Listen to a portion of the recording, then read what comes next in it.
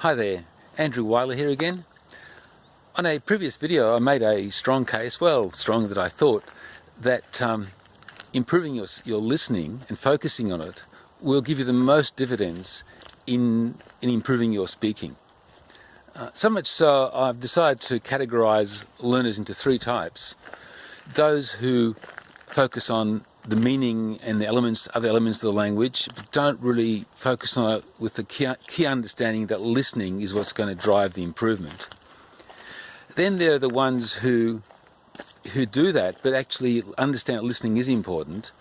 Then there are the third kind, who understand that listening in fact is key, and that's what they really need to focus on if they're going to drive their speaking forward. So once you learn to master the latter of using your listening, then getting to full mastery is more than possible. So to do that, of course, you need to have lots and lots of usage, lots and lots of time to listen to the language. And not just listen to the language, but also listen to yourself speaking the language. Both are equally as important.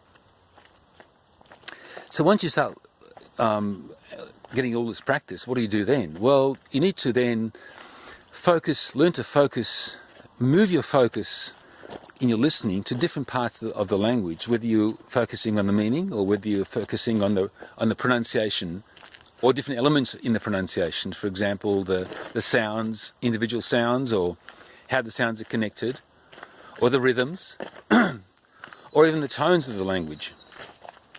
Then, of course, you can focus on how the language is put together, how the elements are put together.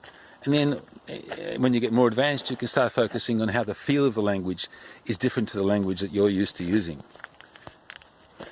So the important thing with all that is that you need to be able to move your focus, as I was saying before, from one to the other and ignore the other elements. Because really, if you're trying to, for example, focus on what the sounds are, you can't really, and trying to get the unique distinctions, it's very difficult then to be also focusing on the meaning.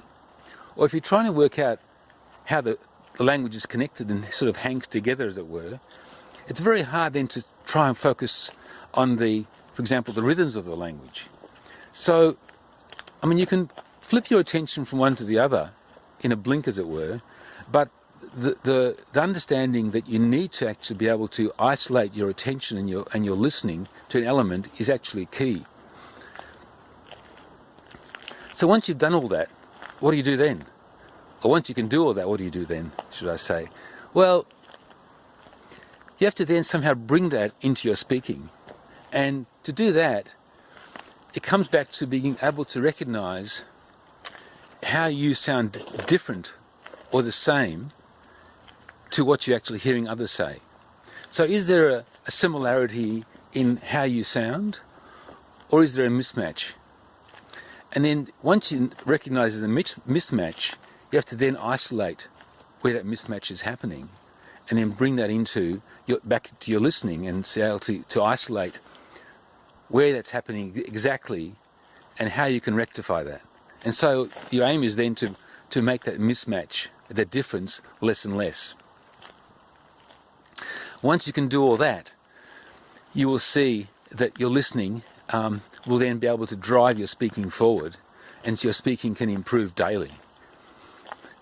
So if you're interested to find out more about all that, what I've done, because I've had a lot of interest from the last video I made about what actually is involved in all this, I've put together a 30-day listening boot camp that basically will look at all this and more of how you can learn to drive your speaking through actually working on your listening. So the 30-day boot camp, if you want some more information on that, just head on over to the link below, check out some more information about it. So that's it for me for now. It's been great talking to you, and until next time, it's been Andrew Weiler here. Bye for now.